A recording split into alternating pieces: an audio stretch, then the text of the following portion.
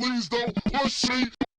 Please don't push me, but y'all push B. Now we got dwellers from Cali to Flatbush B. Now they got heat on they feet that say press B. And now we so deep in the streets, y'all can't stress me. Can't curse me, then bless me. I'm crucifying my flesh, that's less me. SAT'd from preaching, can't test me. Atheists are now believing, that bless me.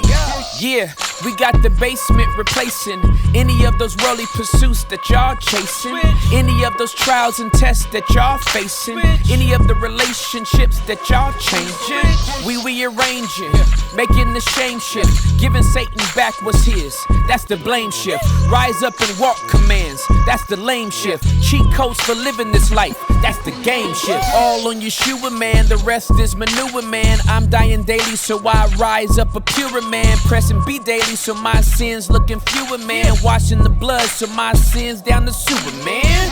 Yeah, so press B with me, and let's let whatever gon' be just be.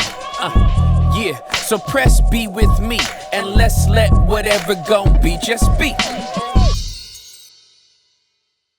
What's up, everybody? Welcome to The Basement. I am your host, Tim Ross. I am so grateful to be here with y'all today. I'm so excited. Let me just get my preliminaries out of the way. Shout out to Press B. Shout out to Dwellers. Shout out to the promoters. Thank you all so much for your generous support. For all of you Cash Appers and you PayPalers. I just put the ers on the end of it, make it sound more official. I love you guys, and I thank you for allowing us to be out here literally free in these streets to do cartwheels and reach all the people that we are reaching. As you can see by my surroundings, I am not at my house. I'm not in my city. I am not even in my state. No, I am not. I am in the ATL. I'm in that. I am in Atlanta, Georgia. But I feel like John P. Key, right outside the county line. Because the city I'm in right now is Duluth. I haven't read these books behind me. So let's not try to act like that. My brain has gone through the intellectual rigor of higher education, but my guest has.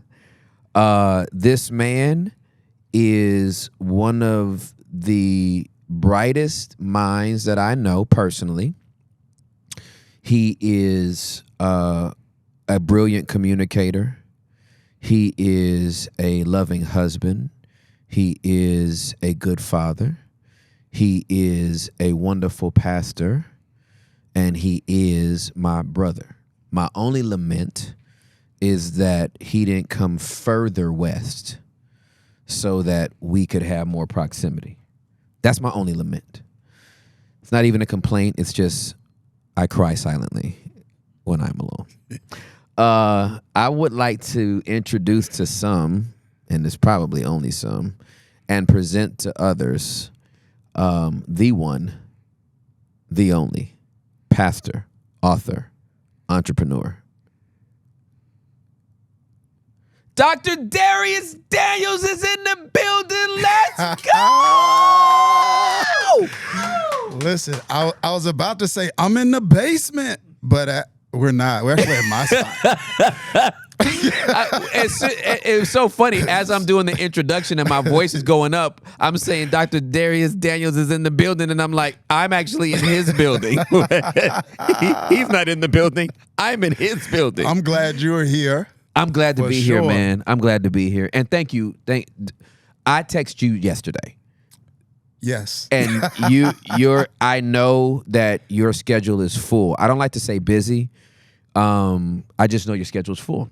Yeah. Because you have responsibilities. And for you to even make this time, it's just a gift. It really is, bro. Oh man, it's a gift to me. We go way back. Yeah, we do. We really go way back. Yeah. We've got some, maybe we should talk about some of that. We're kindred spirits in a lot of different ways. Yep. Share some of the same passions and frustrations. Yes, sir. When it comes to a lot. Yes. Yeah, it's very true. It's very true. Yeah, Absolutely. Yeah. So man, I just like my love for you is great. You know that, and I mean, if I'm free and it's you, the answer yes. Oh, thank you, bro. Yeah, that means a lot. That is what it is. It means a lot. Oh man, it's my honor. Yeah, my honor. I mean that. All right, so this is your first time on The Basement, and so anytime it's a first time for my friends, right? That you call them a guest, and it's like these are just my friends, right? So, can you just give us some background on you? Just kind of born and raised, how you got into ministry, and then I just want to surf wherever you want to go. Yeah, man. Here's a Cliff Note version. It's not very. It's. I think the most interesting thing about my story is where I was born and raised. Okay, you feel me? Yep. So like, I was raised in a town called Michael, Mississippi. Michael. Let's not talk about the name, Tim. I felt something with that. I felt a little. It's almost a little condescension there, Tim. It's like I just want to know who killed Michael. That's all I want to know. Yo, here's the moniker underneath. So it's a sign, right? It says, "Welcome to Kill Michael," and then the moniker is "The Town That Cares."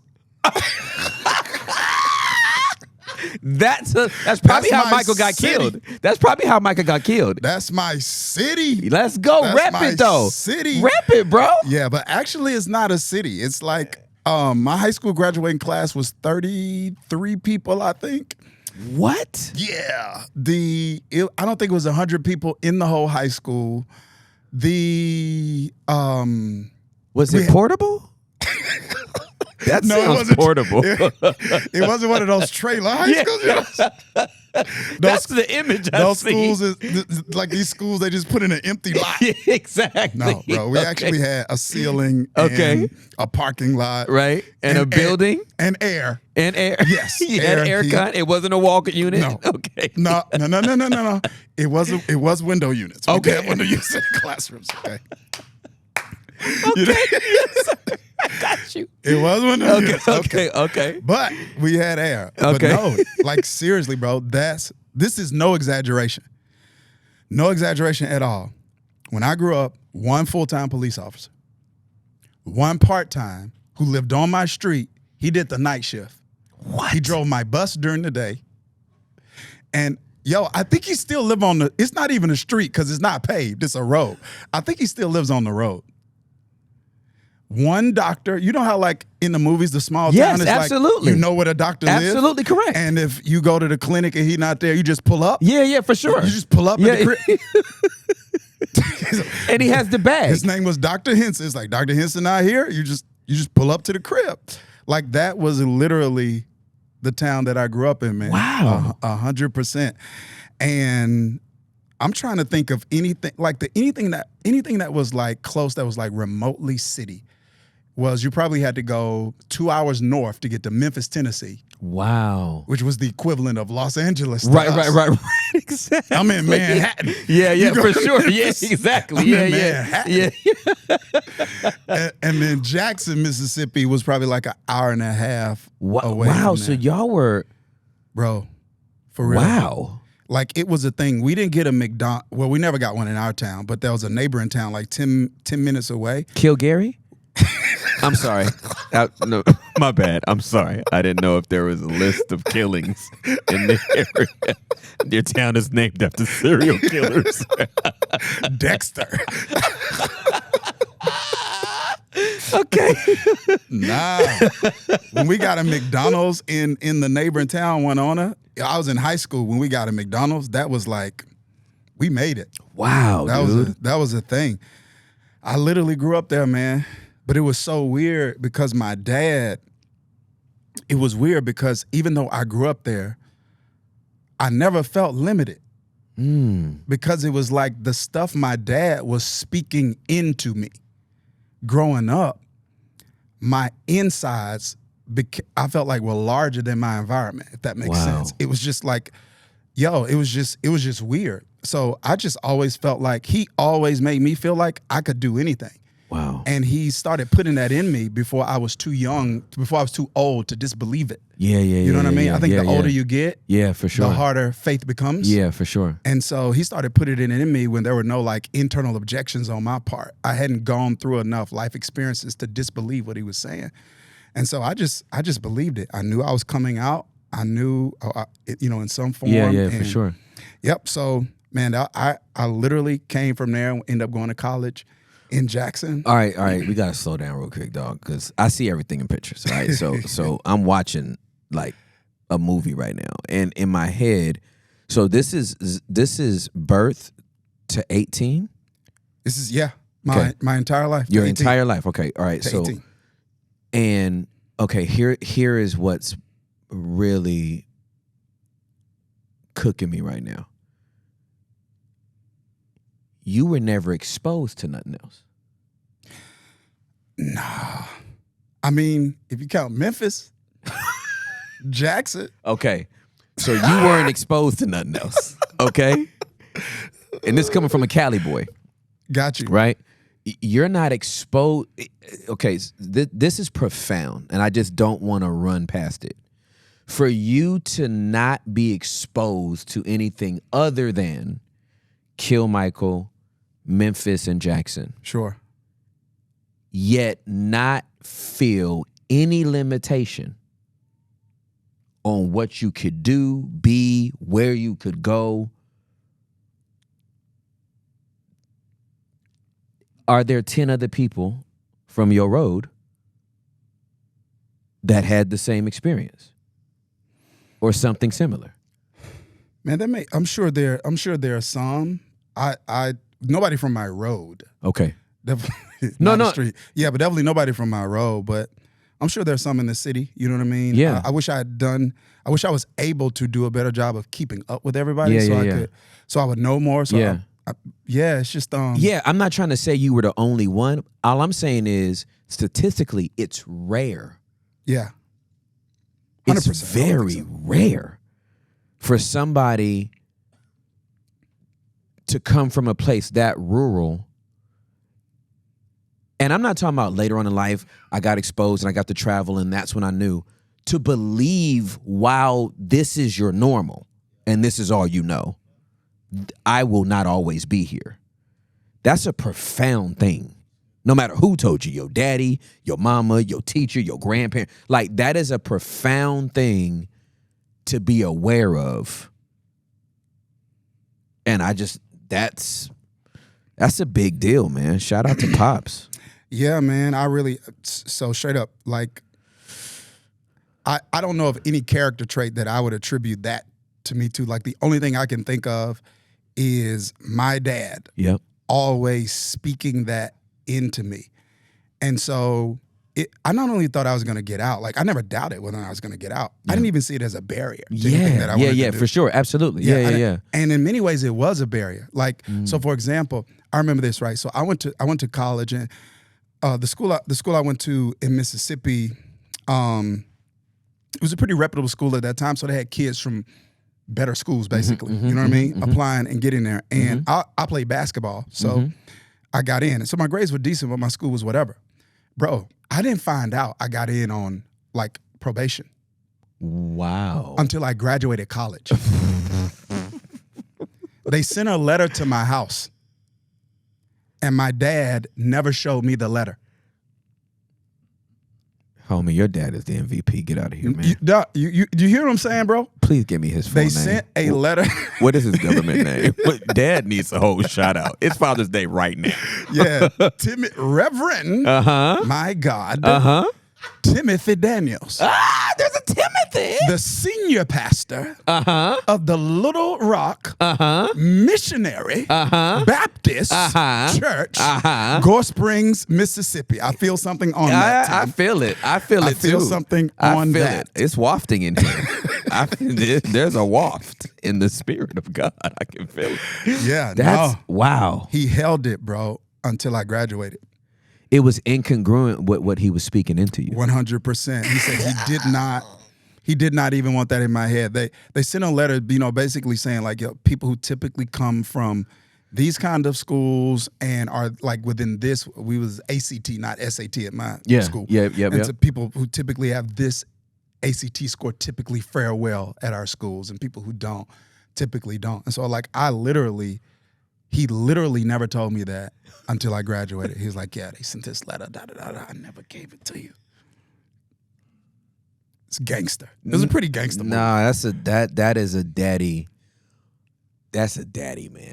That's a daddy, bro. That's beautiful. Yeah. Wow. It was crazy. It was crazy. Yeah, I'm with it. Yeah. That's beautiful. I remember one time we were talking about something, and we were talking about schools. Mm-hmm. And I had a cousin who went to Morehouse, and I was like, I want to go to Morehouse. Mm-hmm. And then somebody, I'm not going to say who it was, but somebody was like really close in our family heard me say that. And they were like, psst, man, you're not going to be able to go to Morehouse. The out-of-state fees is going to be crazy and da-da-da-da. He did not wait until they got in a private setting to correct it. I bet he did. Right there in front of me, he said, don't you ever tell him what he can't do. Ooh. And then looked at me and said, you can go wherever you want. Yeah. Fam. I'm telling you, it is possible. Fam. Yes, it is. Especially in years where you're impressionable, whether naturally or spiritually, to experience an impartation of a belief system. Yes, sir. Yeah, Absolutely. I wasn't reading the Bible then. Yeah. Exactly. Right. Yeah. I wasn't listening to teachings on faith. Right, exactly. I was walking in it. That's right. Because a belief system. That's right. Was literally transferred to me. Yes, man. sir. Absolutely. Yeah. It's crazy. Yeah. Yo, that's so inspirational, bro. I'm an emotional person, so let's not cry, Tim. I would. Cry. Don't tell me not to, because then I will. It's gonna be awkward. It would not for you. It won't be awkward for me. It would be awkward for you. Nah, man, that's just so inspirational, man. It just shows the power of a father's voice, right? It shows the power of a son's belief. Like, because he could have been speaking that over you, and you're like, oh, Dad, and you couldn't have believed it, right? 100%. So the fact that he gave it and the fact that you received it, that combination just kept you going. Yeah, but not that you say that, I think it was my belief was a result of his character. So what I mean by that is, what I had saw from him was nothing that would indicate that he would have allowed me. Right. You feel me? That's exactly right. So even Absolutely. if it didn't quite make sense to me, it was like, or even if I didn't know why I believed it, right, I believed he believed it. Yes. So that made it believable. Yes, for me. absolutely, for sure, absolutely. 100%, yeah. No, that's dope. So his character gave his words credibility. Yes. For me during that season of my life. No, that's beautiful, man. So you went to Morehouse? I actually went to a school in Mississippi called Millsaps. Okay. So I didn't go to Morehouse. Yeah. He said, yo, you can go wherever you want. Yeah, and it worked. But he was always like very, very intentional about what he allowed, like who he allowed to have access to my ear. Yep. He was always asking questions. And by that, I mean, like, not just adult figures, like peers. Yeah, for sure. He's the kind of dad that's like asking questions. My like, parents are the same way. Oh, they were? Oh, dude, they like, okey-doked us. Who's that? Exactly right. Yeah, I don't know. Yeah. I'm not feeling it. Like, yeah. He was on that kind of stuff and just always affirming. Like, it reminds me of, like, when Jesus was baptized, Holy Spirit descended on him in the form of a dove, and he hears his voice from heaven. This is my son my beloved son in whom I'm well pleased. He hears that, bro, before his public ministry. That's exactly right. No miracles. Yep. No teachings. No resurrections. Yep. Absolutely. So he's doing ministry out of affirmation, not for it. That's correct. And so I felt like what my dad gave me was that. Like, Yes, I didn't sir. feel, I'm sure I dealt with some internal issues. I can't remember. Right. But like, I don't remember feeling insecure. I don't remember feeling less than. Yeah. Because of those father's words, I didn't feel like I was performing for affirmation. Yeah, dude. I was living out of affirmation. That was given to me by my father. Yeah, absolutely. All right, so taking what your dad put in you, you obviously go through college. What did you major in? Political science initially. Well, okay. Yeah, political science. Yep. And because I was going to law school. Okay. And then once I started sensing this ministry thing, I added religion. Interesting. Yeah. Interesting. All 'Cause right. I was going to do both. Of course, you were going to do both. Everybody ain't able, Dharius. I just want you to know that now. I couldn't have did either. I dang sure couldn't go to law school. And I did not pursue religion as a degree. I have a high school diploma that I'm very proud of from an alternative school. Hey, only thing that means, bro, is I just wrote more papers. I promise you that's all it means. Yeah, it doesn't mean much more than that. All right. But that how did that shape your mind? Poli-sci and religion. How did it shape your mind for what you do now? I think there's a link that needs to be huge. Yeah. Huge. So one, I feel like, I remember when you're studying, like when I was studying political science, there are a number of different like areas of it. Like some stuff is like policy creation, public administration. And I remember not really being interested in those things. The only thing I was interested in was like, the thing I was most interested in was something called political theory. Okay. And so that is where you study philosophers. Right. And even some theologians. Yep. So political theorists, you studying like Machiavelli. Yeah, for sure. Absolutely. Thomas Hobbes. Right. John Locke. Yep. Then Augustine. Yeah, is in there. You know what I mean? Absolutely, yeah. So to me, I was so interested in that because that focused way more on human behavior. You feel me? Yes, sir. Absolutely.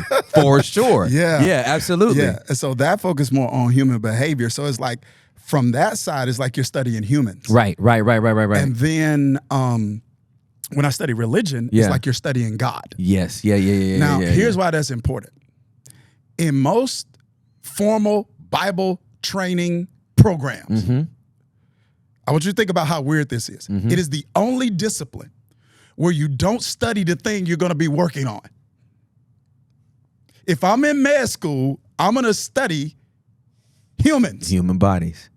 You got me? Yes, if I'm sir. a veterinarian, Yes, sir. I'm going to study, right? Pets. If I'm if I'm a chef, I'm going to study food. Right. In Bible school, we study God, which is important, but you're going to be dealing with people. When you think about it, you learn nothing about people. So I found the stuff in like, the political theory to really help me with, it's like kind of like people. They kind of like have tendencies. These humans are kind of human. They be doing human things. Yeah, it's like, you kind of teach something to them and they will hear it and like not do it. That's human. Yeah. Yeah. I've never heard it put that way. And that's exactly what it is. The study of God is not the study of people. Now, this is what some Pharisees gonna say. I'm sorry, bro. I'm in this like I'm really trying to be like Jesus in this season. Yeah, for sure. So I talk a little spicy like Jesus too, right? Of course, you know nothing about that at all. I talk spicy. you know nothing. I have ghost pepper language. I have habanero pepper language. Yeah, some Pharisees gonna say something like, but people are made in the image of God. So when you study God, you study people. No, you're wrong. It's dead wrong. Yeah, you're wrong. You're very wrong. You would be very wrong in that assessment. You're very passionate about it, but you're so wrong. And you mean well. But if you knew how wrong you were, you'd be embarrassed about how wrong you are, if that's what you're thinking. If you're not embarrassed, you should be embarrassed. Absolutely. That's how wrong you are. Yeah. No, dude, that's and that was an accidental blend?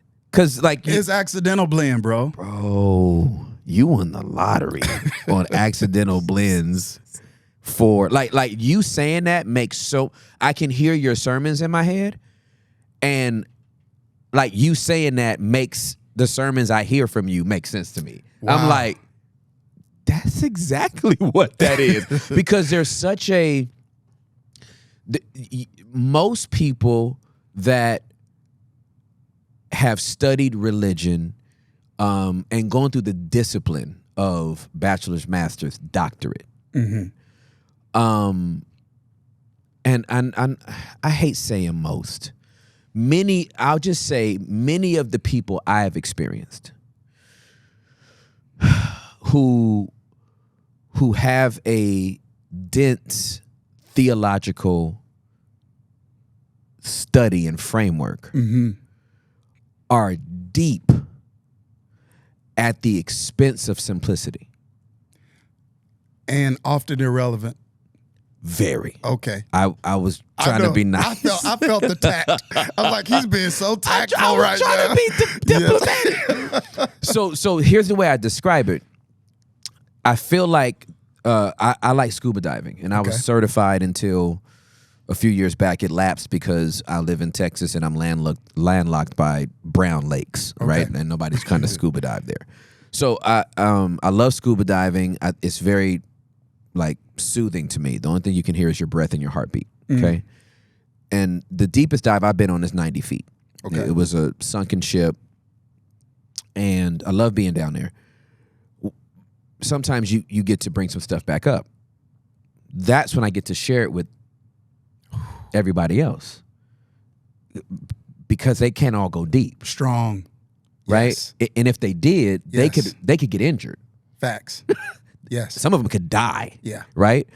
And so I'm okay with depth as long as you bring it back up to the surface. Yeah. So that everybody It's good. can enjoy it, right?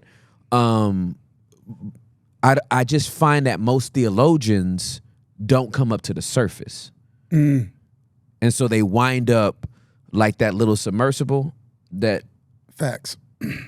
What was the name of that little thing that... Remember that little submarine? They went down to see Titanic, and then they weren't... I forgot what you call it. Yeah. Yeah. Very unfortunate. I forgot what they called it. Yeah. But then like 7 or 8 people died tragically, but they weren't tethered to anything. So they didn't come back up. Yeah. And then they just died, right? Yeah. And so that's what I feel like most of the theologians I've heard and interacted with, I'm like, man, I appreciate what you learned. And I can hang with you, but the average person can't hang. And what you've been able to do is have this beautiful blend of like beautiful theology and context and history and framework. And then you're like, here is this simplistic anecdotal like gift, and you're just like, I learned something, but I got more than I learned because you didn't try to lean so heavily on what you've learned that you had to share it all before you gave me what I needed. Yeah, man, thanks for saying that. I've never thought about it like that. You know, it's just like whatever it is you do. But if that is the case, this is. I just thought about this when you were saying it. I don't know how you apply it if it's not simple. You shouldn't apply it if it's not simple. Yeah, like that's preaching 101. That's Jesus not doing anything without a parable on purpose. Yes. Because if he were to talk from his context, our brains would melt. He's got to use a mustard seed, because if he starts with atoms, right, and the formation of cosmos, or even uses atoms in a parable, I'm like, remind me what an atom is again? Right. Got a molecule? You can start talking about fusion and gases and H2O and oxygen levels and the elemental chart. I'm done. Me too. I'm so done. So you've got this beautiful blend of that. I was blowing you up maybe 2 weeks ago. You was preaching down in Florida, and as you're preaching, I'm texting you. Like I know you can't see it. I'm watching you live, and I'm like, And you were teaching Jonah chapter number 1, and again, I see everything in pictures. You were explaining the last 6 months of my life. Wow. In a way, listen, I go to therapy once a month, okay, with my life coach, and then once or twice a month with my EMDR coach. And you gave me language in that message that they couldn't give me. Wow. Like the Holy Spirit was speaking to me so clearly. And that's why I couldn't even wait till you were done or try to recap it. Or I was just real time. Like, you'll see it whenever you see it. But this message is cooking me right now. It's like, that's an extravagant gift that you give to us. Is the blending of that political science and specifically what you were reading in about all of these different human beings, and then whatever you learned in religion to like put it in this container to give to us is just beautiful. I am curious. I know you had to read a lot of books, so I don't expect you to remember this, but you mentioned. And you said it right. I've been saying it wrong for all these years. I'm just gonna go with the wrong way I say it, and then you can just say it the right way again. I call him Augustine. Doesn't matter. Okay, good. Yeah, there's a lot of debate on that. Okay, I don't know. Augustine. It okay. does not matter. Yeah. Did you have to read Confessions? Yes. First year. That was at seminary though. That was first year at Princeton. The professor I think was guy named Bruce McCormick. I remember that. Okay. Yep. So I gave my life to Jesus January 14th of 1996.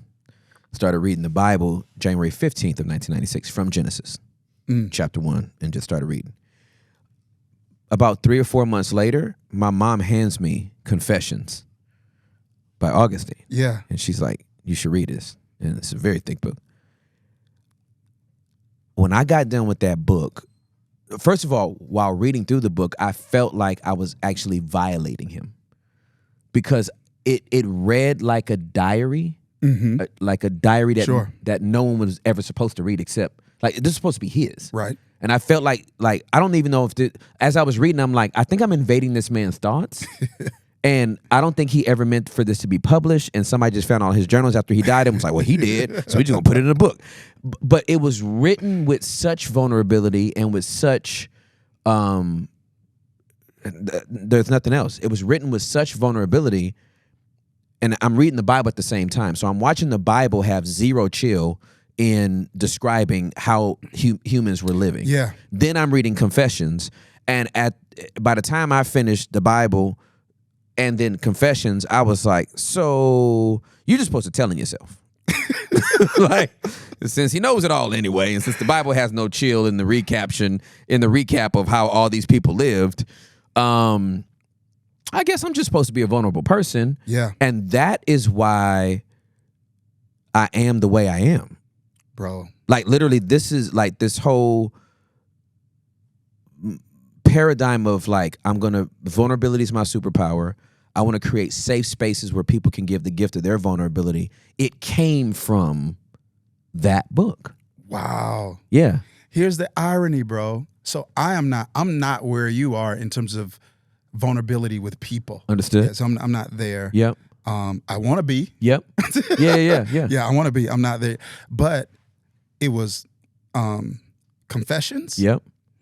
And some of the Psalms that I felt like really shaped my vulnerability with God. Mm-hmm. So my relationship with him became uncensored. Yes. When I saw how uncensored Augustine was, and I saw how uncensored David was. Like, yes. I'm reading some of the stuff like David, he's like, yo, I want his children to be fathers. Yeah, I was like, that means you want him to die. You know what I mean? It's like, this is a very eloquent way to say kill him now. Right? Yeah, but really, I feel like it gave me permission to remove the filter. Wow. And to present to the Father, yes, a version of me that he always saw, yes, and that he always knew, right, but that I unconsciously felt like wouldn't be accepted.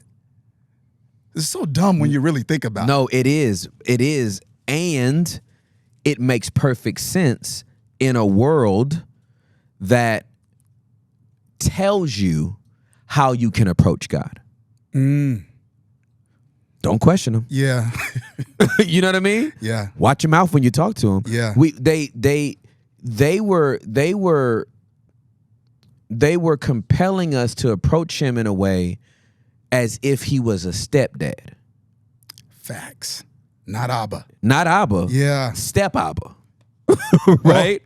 And if it's step Abba, then you do have to watch your mouth. Yes. Because you're not even his biological child, right? Like, you're not his creation, you're a sub-creation. And he's kind of, like, he loves mama so much, he got to take you. But if you talk to him wrong, he could backhand you. And so as I read scripture, I realized, again, when I just read scripture, outside of what people were saying in my ear, I'm like, well, the Bible ain't as petty as you make them out to be. That's right. Number one. And then confessions, again, from front to back, bro, I read that and I'm like, I guess I got to just be naked before him.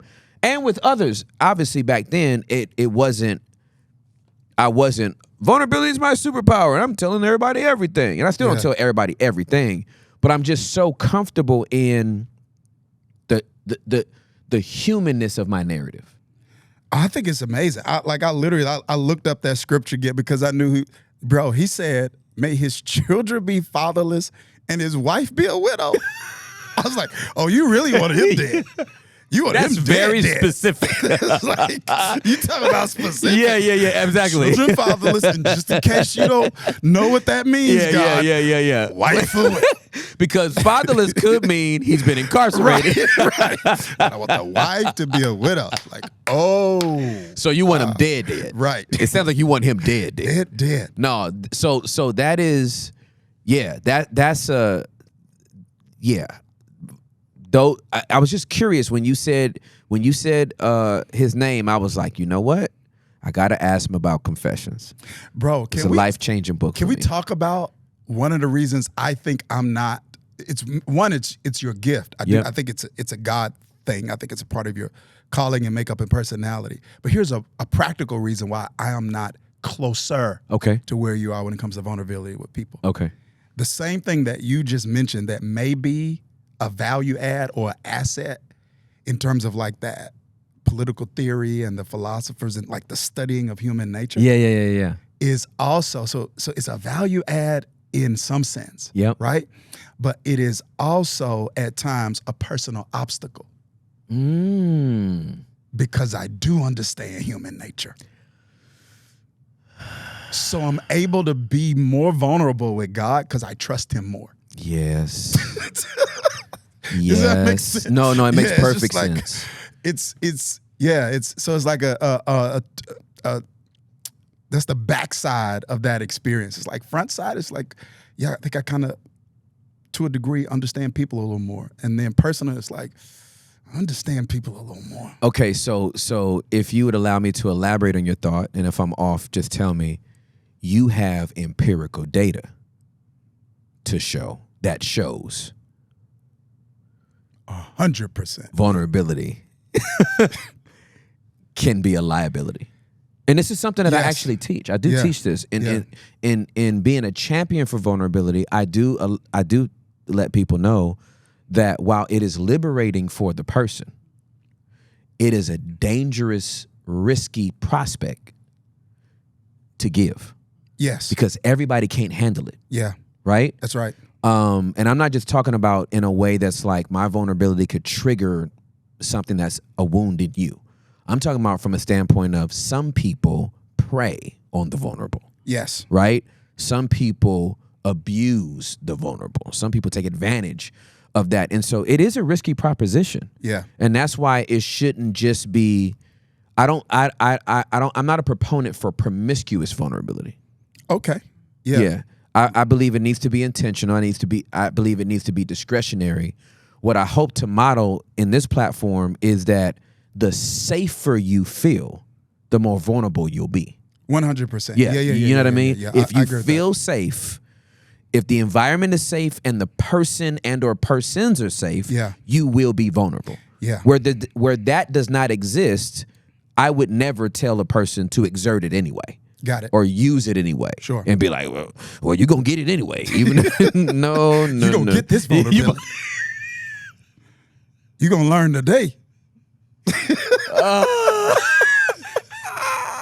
It's just funny to hear vulnerability taunted like that. Sit down and get this vulnerability. I'm kidding. It sounds like the worst type of lap dance of all time. Hey, that's what you're gonna tell Juliet when you get Juliet. Sit down and get this vulnerability. I'm weak. She can get it though. Oh, I was just thinking about that. She can get it. I was like, go home, Shamik. I wanna be vulnerable. Juliet can get it, okay? I wanna be vulnerable. Let's be vulnerable tonight. I'm waiting for an R&B singer to sing Vulnerable. I want to hear it now. I want to hear an R&B singer singing Vulnerable. Somebody needs to write them lyrics.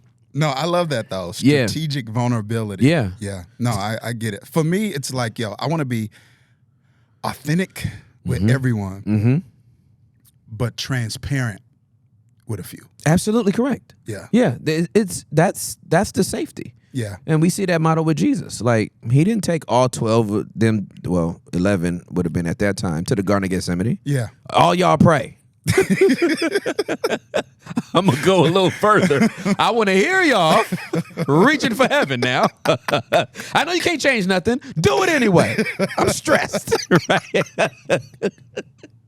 That's the reason that episode is the reason why I'm saved.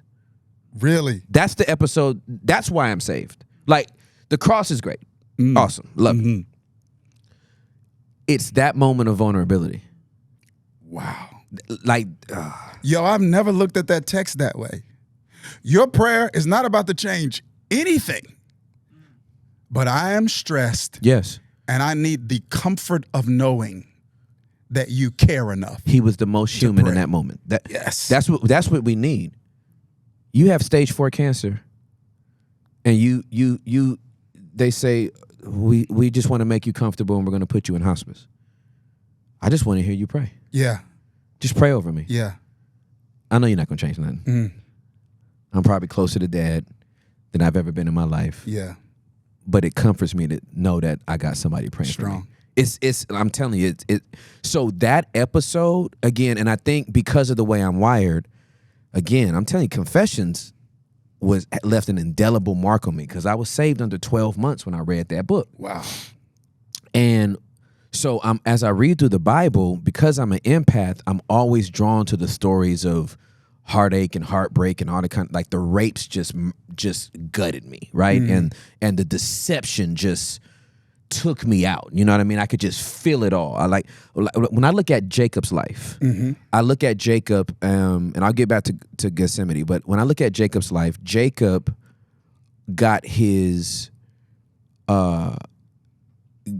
bachelor's in deception with his brother.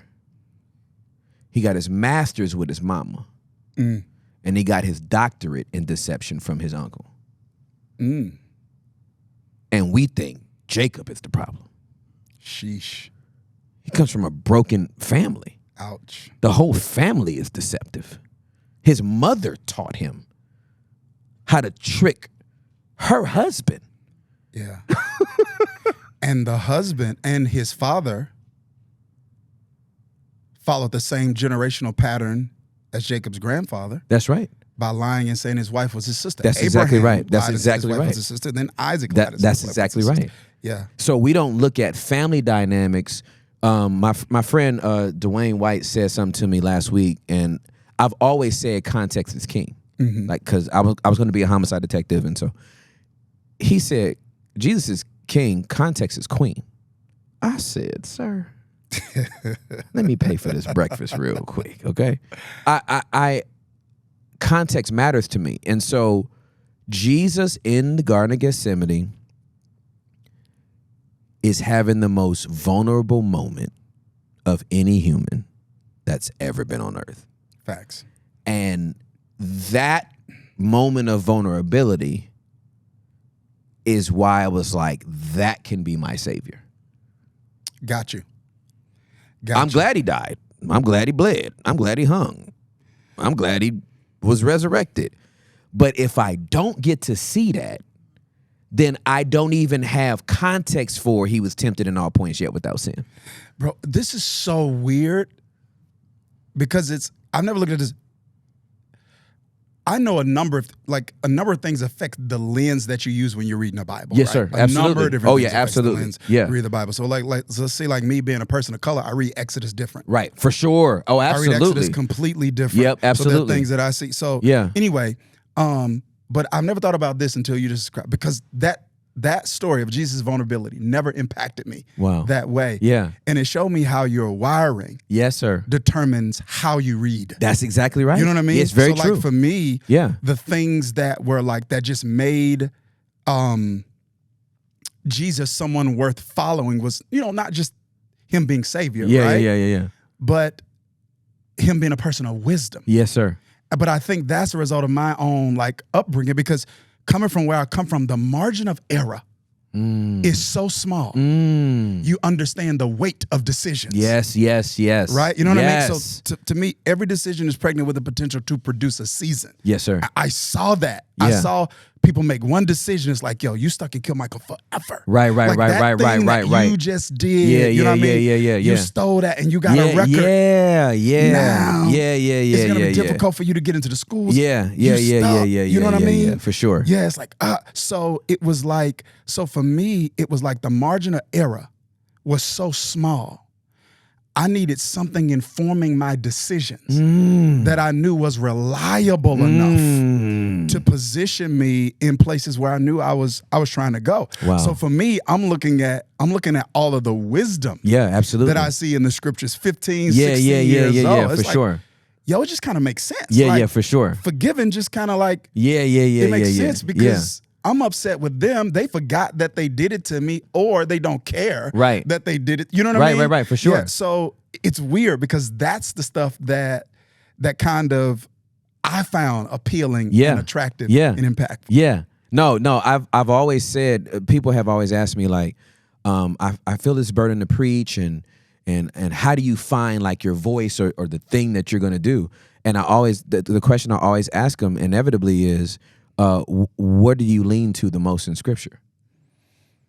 What stories do you gravitate to? What narratives do you gravitate to? What parts of the New Testament do you gravitate to? Yeah. I can show you, based on where you gravitate, where your primary message is. That's strong. Right. You think about That's a thing. You think about the great Bishop Thomas Dexter Jake Sr., right? Yeah.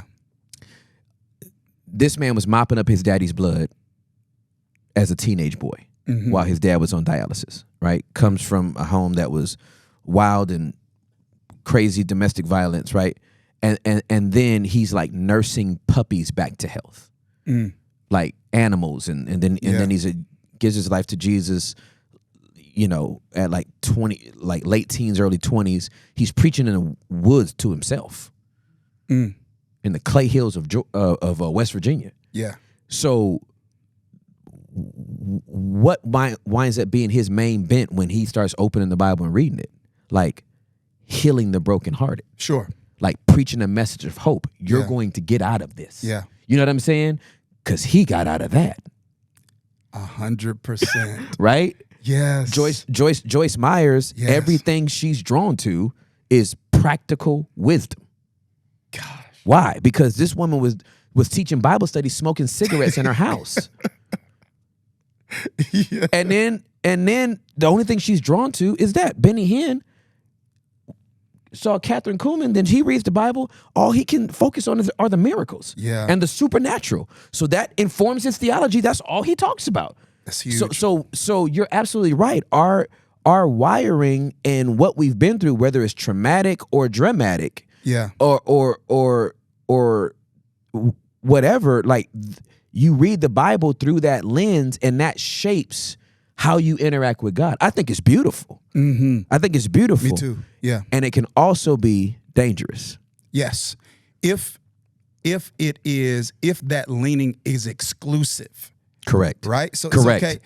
At the expense of others. Yeah. It shouldn't be exclusive. It's Right. like primary. That's right. It's primary. It's Absolutely. primary, but not exclusive. It can't be exclusive. Yeah. It's like the only thing in the Bible that matters is healing. No, Right. bro. No. Yep. Salvation matters. That's You know what I exactly mean? right. The gospel message is one size fits all. Yeah. There's the only thing in the Bible that matters is the Great Commission, which is evangelism. Well, technically, it's not evangelism. Right. Exactly. That's number one.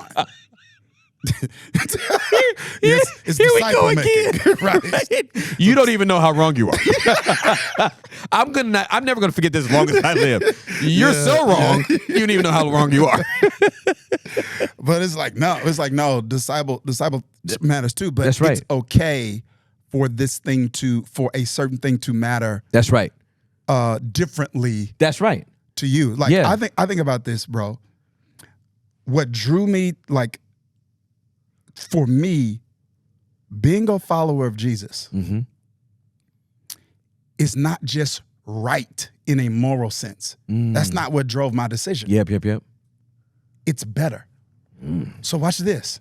It was not the fear of hell that drove me to become a follower of Jesus. I'm going to go so far as to say this. I believe in eternity. Yes, sir. And I believe in eternal differentiation. That people have different experiences, right? Right. That we're not all gonna be in the same place, right. So let me be very clear. It's a beautiful way to say Got that. me? Okay. Yeah. Yet at the same time, Yep. if there were no eternity, there would be nothing that changed about my relationship with God. Because the benefit for me is the way it changed my life on earth. Like, I'm not living this way because I'm scared of hell. Does that make sense? It makes It's like, bro, I want to be committed too to my much wife sense. because I don't want to break her heart. I don't want the stress of being found out. I don't want to lose the influence Nope. that with my children. Yeah, I don't yeah, want to for lose sure. half. Right. of everything I spend my life building. You know what I'm saying? Yes, It's just sir. like, Yeah. I don't want to be a liar because Yeah, I yeah. want people to trust Yeah, what yeah. I say. Yeah, for You know, sure, I for want to be sure. a safe place Yeah, for absolutely. people. Yeah, absolutely. It's like, I don't want to steal because I don't want to deal with the consequences Right. of getting caught. Yeah, So it's just absolutely. like, yo, this the best way to live, not just the best way to die. It's both. Okay. No, keep going. I'm just. Yeah, but wait a minute. It's just Before the way you say stuff, Yeah. bro. It just angers me in the most delightful way. It's not a bad anger. It's just I'm not smart enough to say it like you say it, so I'm bothered in that way. Yeah, but it's we wired different, and I think that's beautiful, man. I think it's beautiful. Yo, what's it's stuck. like you froze. Because I'm like it's stuck. a computer glitch. It's not just. It's a better way to live, not just a better way to die. I've never heard that in my life. Yeah. So I gave my life to Jesus, sitting on the back row of my parents' church. My parents pastored a church for 15 years bivocationally. The day I gave my life to Jesus, the church service was in the banquet room of a bowling alley. About maybe 47 people there. And Sunday school had just ended. They were about to start morning worship. I'm sitting on the back row. And the Holy Spirit said to me, as clear as I'm talking to you, you're a sinner. That's the first time I heard the Holy Spirit. He said, you're a sinner. And there was no condemnation in the statement at all. Okay. It was like you were saying, like, hey, man, you got on a jacket that's black. Yeah. And got some grayish tones to it. It was a matter-of-fact statement. Okay. It's like he was bringing it to my attention. Like, Sure. I don't think you know this, but you're a sinner, right? And as soon as he said it was the first time I realized it, and I could literally feel my disconnection from God. And I burst into tears. I literally burst into tears, and I was like, I got to give my life to him right now. I'm disconnected from my dad. Wow. I don't have a relationship with my dad. I just knew it, and I felt it, and I felt far from him. I could feel like I'm not connected to you. And I'm at a Pentecostal church, even though it's small. Wow. Some of them smaller churches go longer than the bigger churches. Yeah. Right? So I'm like, I'm probably like 3.5 hours away from salvation right now. This church service just started. He didn't tell me at the end. He didn't tell me why the Oh my sermon was gosh. going on. He didn't tell me why altar call was going on.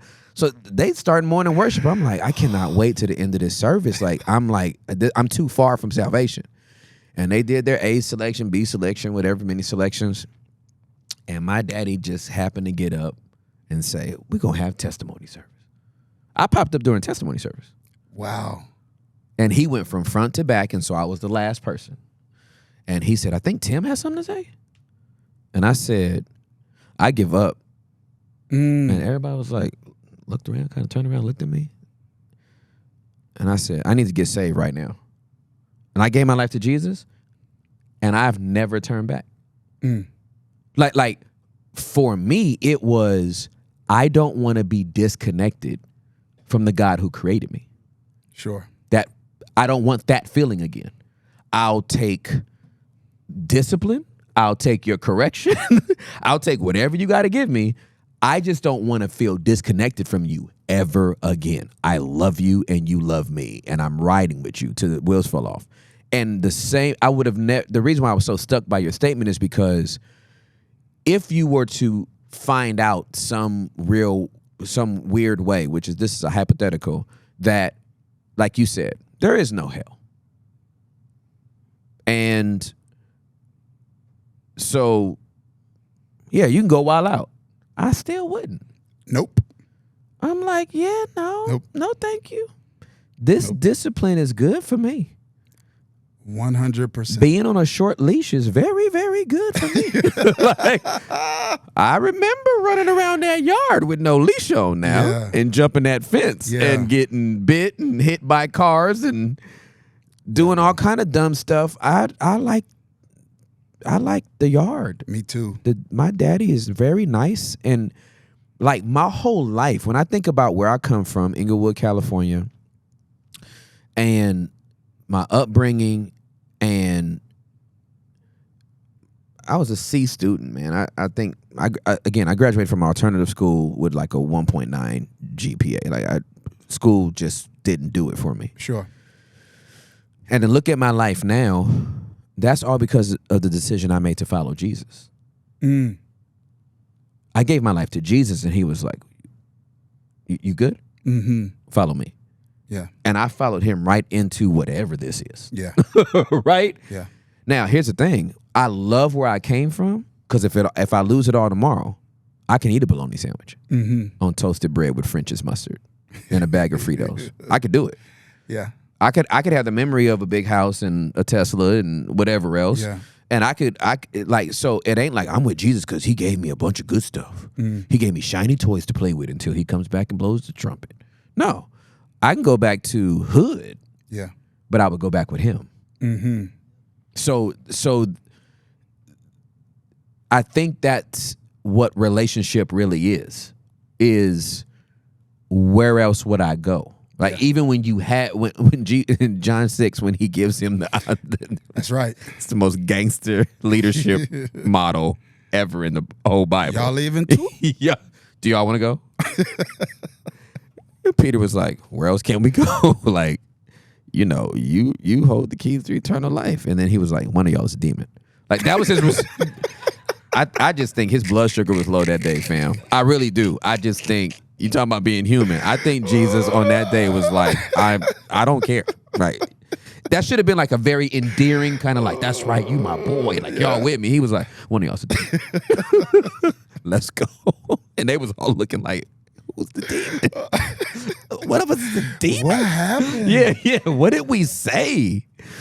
So, man, you said something to me about being here that is, I'm still reeling from it. And I want you to share it, Dharius. And here's the parameters I want to give you. I'm presuming something, so I'm not saying you wouldn't do this. But a lot of times when the Lord blesses you, let me speak for myself. I'm not going to suppose this with you. With me, sometimes when the Lord blesses me, I am hesitant to give the testimony of it because I don't want to make other people feel bad. Like, got it. Man, that didn't happen with me. Oh yeah, you know what I mean? You're like, you know what I mean? It's almost like you know, like you go to college and it's like, hey man, what scholarship did you get? And you're like, my dad paid for all 4 years up front, and he bought me an apartment right over there, and that red Corvette is mine. And you're like, I'm on a fast for long, nigga. I hate you, and we're not friends, right? Do not talk to me. I walked on to the football team, and I became a starter. Like, you're like, I hate you, right? So and all your athletic genes. Yeah, all of them, right? I all hate of your them. athletic dad. And your mom, and the fact that they got together genetically to produce more, right? So what we're sitting in right now is a miracle. Yes. It ain't short of one. It ain't kind of like one. It is a miracle. You already had an established church in Jersey. Mm-hmm. And then God says, Georgia. Yeah.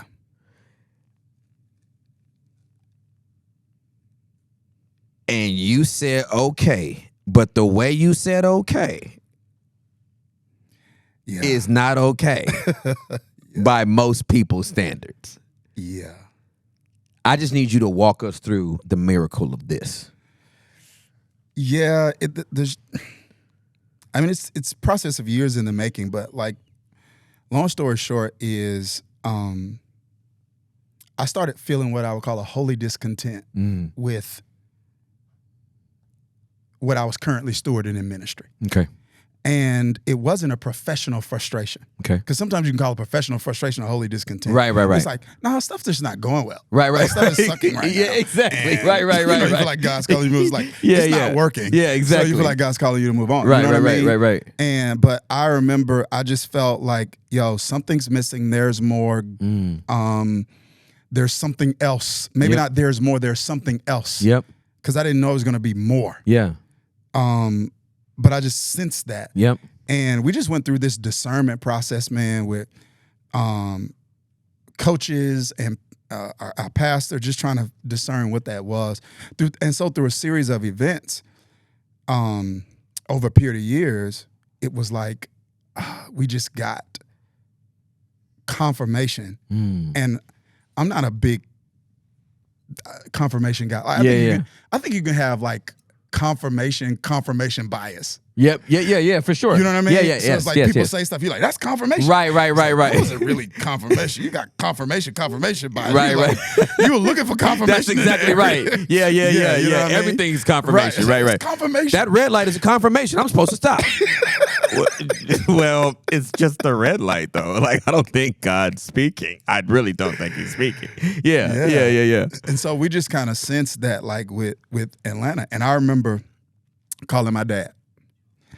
Why not? Yeah, I remember calling my dad. It's worked in the past. And I was like, hey, I feel like God's calling us to plant something in Atlanta.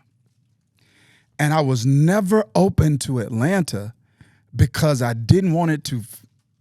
I think sometimes I'm overly concerned about optics. Understood. So I didn't want it to look like a member grab. Understood. Yeah, absolutely. You know for what sure. I mean? It's Absolutely. like, yeah. You know, just go to the hot city. Yeah, for sure. Absolutely. You just go to a hotbed, and of course you're gonna. Yeah. It wasn't that, and you and I mean, you know, because we've had conversations about like where my passions are, right, and where they lie, right. And I'm like a big discipleship guy, I'm a big kingdom guy, so it's like I ain't even on that.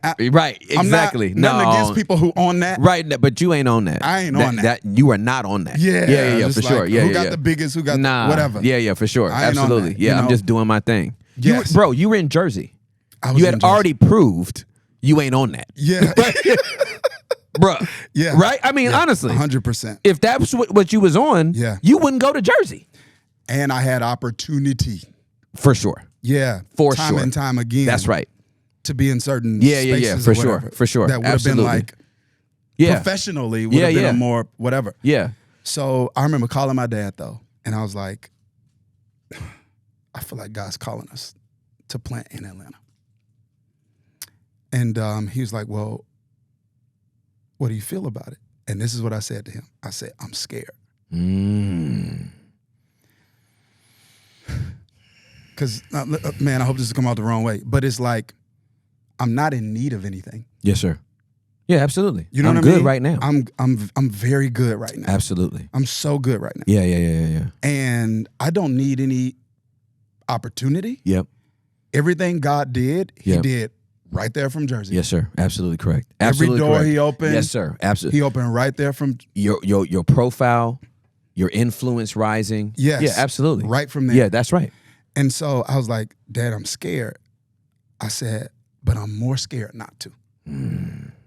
So it wasn't that I wasn't afraid.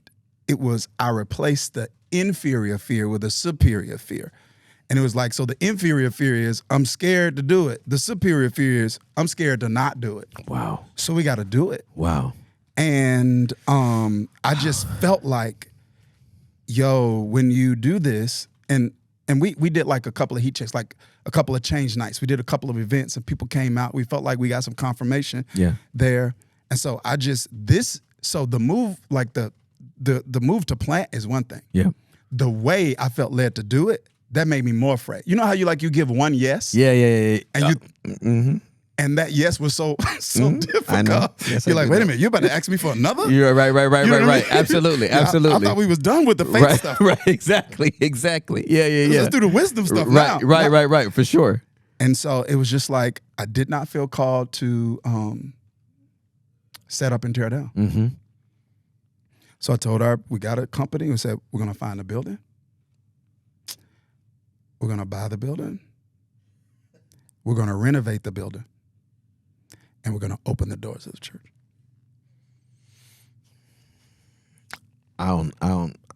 Me either. I feel whatever you're feeling. I feel the same. My butt cheeks is, you telling this and recapping, my booty is like.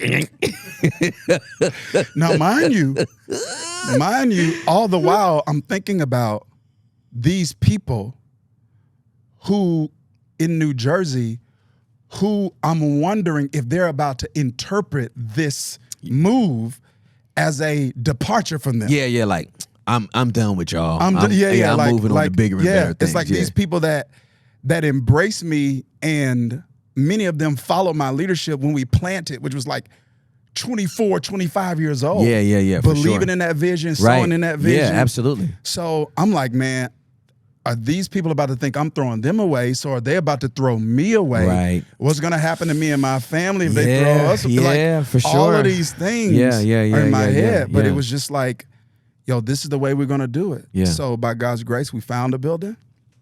We bought the building. We renovated the building. And then October 30th, 2022, we opened the doors. And we opened, and it was like, yeah, I'm not going to it was supernatural. Yeah, for sure. Absolutely. It has just literally been supernatural. This past week, we moved to our third service. We had our highest regular attended Sunday besides Easter. This past week, we did Easter at the Gas South Arena. Down here, it was, I don't like throwing the numbers thing out, but it was. Understand? It's just been, bro, it's like, and it's God, because nobody have that kind of sermon. Nah, fam. Nobody does. You don't have that kind of sermon. Nobody does. Like, you could say whatever. Nobody has that kind of sermon. Nobody has that kind of strategy. Yep. Like, we didn't have billboards. We weren't running ads. Right. It was like, and honestly, the majority of our people that come here don't even live in this county. Wow. They driving. Yeah, man. Yeah. And when we bought the building up here, people were like, I'm afraid people not going to travel up there. Right. So I'm like, God, this is just like, what's up with this? Yeah, for sure. And I've literally just, we've seen his faithfulness. It's so inspirational to me, and it sounds so familiar. Wow. I'll tell you what sounds familiar. What sounds familiar is God making a request, and the sentiment is fear. When I'm talking to people that are praying about a transition or feel like God spoke to them, I don't make this empirical. I don't make this a prerequisite. But I'm very concerned by people that hear a word from God and they're confident. Ooh. I am. Wow. Dharius, it's so rare. Yeah. I can probably only count on one hand and have fingers left over of the times God has asked me to do something in the 27 years I've been following him, and I was confident. Yeah. Like, yup, what? Oh, I've been waiting on you to ask me this one. Let's go. Yo, I'm going to take it a step further. For me, it's like I don't have that confidence either when I'm starting. Yeah. And when it seems like it's going well, Yeah. sometimes it's like you wonder, well, how long is it going to go? Exactly. You know what I mean? When is this going to Oh, stop? yeah. It's like sometimes I pull up and I'm like, are they going to stop coming today? Right. Exactly. Yeah. Yes, it is. Yeah. No, it's so that is the sentiment. Those that have been the stories of my life and the majority of the people's lives that I've walked out with is God made a request. I was scared. I love what you said. I replaced an inferior fear with the superior fear. And I know that fear is a reverential fear of the Lord as opposed to the fear of whatever you think is going to happen. Exactly. The way I've always said it is, if you can't do it brave, do it scared. Just do it. Just do it. Like, I love that. If you're waiting for a feeling to come, it's probably not coming. Facts. Right? Like when the Lord, the majority of the time, here's how it goes with me and the Lord. The Lord asks me to do something and I say no. Then he asks again, I say no again. Right? And Moses said no 4 times. And so I feel like I'm good up to the 4th time. Got you. And then I'd be like, all right, man, if you tell me to do it, I do it, right? So like when he told me to step down as a lead pastor of the church, I was like, I thought I was getting fired. I was like, maybe you're like politely firing me. First of all, what did I do? Like, you know what I mean? Like, I know you see me butt naked before you, but if I did something, please let me know. And then I was like, if you ask me to go on a hike after you fire me, I'm not going on the hike because you're going to bury me yourself and then hide the body. Hide the body. Yeah, Michael's going to hide the body. So and then Jude is going to say something weird about, or was that Peter talking about, they fought for disputed Moses. over the body of Moses. Yeah, I think that was Jude. Yes. Yeah, right. Yeah. So he got my yes on that. And then 9 months later, he's like, I need you to start a podcast. And I'm like, no. Like, wow. I'm supposed to be transitioning the church. Like, and he's like, yeah, but just start it though. Because I need you to start it. Yeah. And I was like, no. Did you get any more detail? Like, was it like start it and I'm going to bless it, start it, I'm going to use you, start it, I'm going to raise you up? Okay, because I was wondering, because I don't get detail either. It's like, when Peter was trying to get out of the boat, it's like, all you getting is a come. That's it. That's it. Not coming, you're going to walk on water, not come. Nope. It was like, you got to go on a come. That's like, exactly right. That's exactly right. Okay. Yeah, no. He literally just said, start a podcast. That's crazy. He didn't tell me nothing. And the only thing I asked him after I wrestled with it, the only thing I asked him is, when do you want me to start it? Because he told me in May, he told me about the transition of the church first week of October. I think it was October 4th. It was October 4th of 2021. And then in May of 22, he said, start the podcast. Okay. So I wound up connecting with my producers, and I thought I was transitioning the church September of this year. Okay. That was my plan. And by May, I had no idea that, in May of 22, I didn't know that 22 was my last year. Oh. Had no clue in May when he told me to start the podcast. So I'm thinking I have till like September of 23. Okay. And so I literally told these guys, and they can vouch for it. I said, oh, cool. He wants me to start the podcast now. That gives us about a year and a half before my transition. And if we have like 3,000 subscribers, man, that would be dope. Because I had no point of reference for the landscape, for what you do in this space, nothing. And so I'm like, if we got 3,000 subs, that'll be fantastic. Bro, we started that pod on July 6th. And 3.5 weeks later, it had 25,000 subscribers. Sheesh. And I was like, and I had gone through the worst warfare of my adult life. because the pod launched when I was on sabbatical. Okay. So my phone's a brick. I don't have no social media on it. I'm not checking metrics, nothing. The enemy was beating me up. When you come back, you're about to be canceled. You said too much on your pod. And these are the first like 4 episodes or 5 episodes. Wow. He was like, you're not gonna have a church. They ain't gonna like you. I mean, I was getting beat up mentally.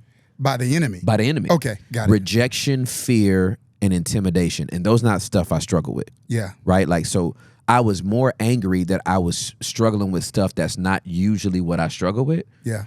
And so when I came back and we had 25,000 subs, I was like, I just burst into tears. I'm like, this is what this was about. So the warfare. The warfare. Okay. I'm like, okay. So, and bro, it could have, right now it could have been at 27,000 subs and I would have still been like, we riding. Like, this is what I'm supposed to do. It's 275,000 subs. Yeah. Right? And so I'm the request and what he tells you has no details to it because you would be too comforted. And I think most of us would be arrogant if we knew what the outcome was, right? Yeah, definitely. You just know to take the step and then he does what he does because he's the one that conquers. Yeah. I can't conquer anything.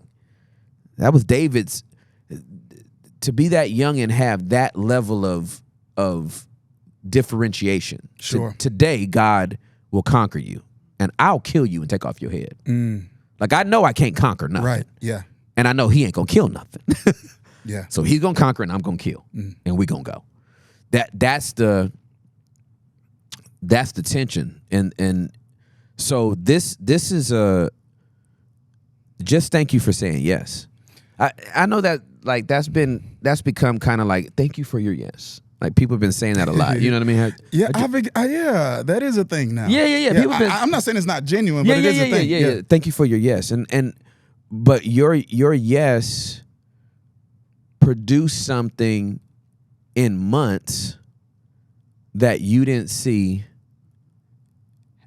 come to fruition in Jersey for years. Yep. It's a fact. Honestly, Tim, day one. Like in terms of the day we opened the doors, the first service, in terms of just like the volume. All right, this is okay. We need to talk about something. Good Lord, I'm glad we still talking because we just stepped into something that we need to. I need to investigate this. Okay. So for our podcast, I've reached more people with the podcast than all 27 years I've been preaching combined. Yes. And there was no empirical data on the preaching side that let me know this was going to be the podcasting side. right? Yeah. I didn't have that type of profile. Sure. I didn't have that type of following. I didn't have that type of imprint. I loved what I was doing. I've never compared myself to nobody else. I never thought I was going to have a 30,000 person church because I be telling people to crucify their flesh too much. Yeah. So like that's been my core message with discipleship people. You know what I mean? Yes. We're like, eat his flesh, drink his blood now. Take your cross, get some nails, die. Right? And that's just not the message. After church. After church. After church, yes. Die. Growth track? No, just die. We have a die track. We have a death track. It's a one-step death track. We have body bags. We just want you to zip them up. Yes. We're just going to throw you in an open hole, right? No goodie bags. No. Body bags. We got body bags. Get in one of those. Yeah, exactly. So be vulnerable. And be vulnerable. Don't come out till you're ready to be vulnerable. Yes, dude. So this podcast life has been surreal, but I think we need to investigate something. And that is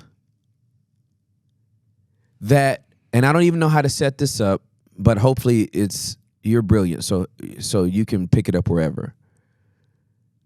We cannot assume, based on what we've done,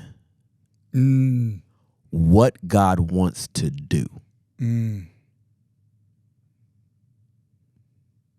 I want to say that again. We cannot assume, based on what God has done, what he wants to do. So good. And when. Yeah. Correct me if I'm wrong, but I don't think you had like a strategy session and was like, here's what I'm going to do. Absolutely not. No, yeah. Right, you know what I mean? Bro, I'm going to start. Because how long you been pastoring the church in Jersey? I think 17 years. Yeah. 17 years. 17 years. We started there, I was like, what, 24, 25, somewhere around there. So it's like, yeah. I just want you to imagine. Can I ask you one question? Please, please. So from the time you got the word to transition Yeah. and started the pod, Yeah. because I'm thinking about my life, Yeah. would you say that there's some quantum leap of personal growth you experience? Because I didn't like, No. I didn't like, I can't, I mean, of course I'm trying to grow as a Christian and grow as a leader. Yeah, for but, sure. Like when I look at like what God is doing or has done, I can't say, oh, I've had a quantum leap in my own growth and development that makes this make sense. It's like, I just did what I've been doing. And then one day he just breathed on it. You know what I'm saying? Like Nothing changed. I don't think I'm not smarter. Nope. Sure wasn't. No, absolutely. No, you were absolutely right. But nothing changed between the time he told me transition this church to start the podcast. There was no awakening. There was no, I had a personal revival and God just gave me a heart for the unbeliever and said, go talk to him, Timmy. That didn't happen, dog. I literally was just like, okay, I found my successor. I'm doing this, da-da-da-da. It just so happened one of my friend's sons asked me to be on their pod. I went and did the pod. And when I got up to and dapped him up and dapped up the crew, I turned around and as I was walking out the door, he said, I need you to do a podcast. And I said, no, sir. I said, I'd rather throw a penny in the ocean. I said, everybody got a podcast. Yeah. I'm good. There's 5 million people got a podcast. Yeah. I'm good. I ain't on that. Yeah, that ain't me. And I'm an introvert too. Not me. Yeah. And he was like, I need you to do a podcast. And he just would not get off my neck on it. Wow. And I talked to Juliet and she's like, yeah. And Juliet is always the one to co-sign when I'm doing something dumb. Like, yeah, baby, that's dumb. Don't do that. And she was like, yeah, babe, you should do it. I'd be like, doggone it. The one time I need you on my side and you saying no. So no, there was no leap. There was none of that. It was literally just, here's the next thing I need you to do. Sure. And it turned into the best thing for this season. A lot of people say the next thing was the best thing, and they say it at the expense of the last season. I don't think like that. Sure. It's the best for the season I'm in right now. The grace that I had to pastor that church for 7 years. I never thought I was going to pastor it for 30, but I didn't think it was going to be less than 10. The grace that I had to do it was on me while I did it. The grace is off of me. If you asked me to do it again, you couldn't pay me to do it again. Because if the grace ain't on you, you're just signing up to fight a demonic stronghold of a city with no mouth guard. Like, you're going to get punched in the mouth anyway. I want him with me if I get punched. Down. It's a beat down. It can be a beat down. Yeah. So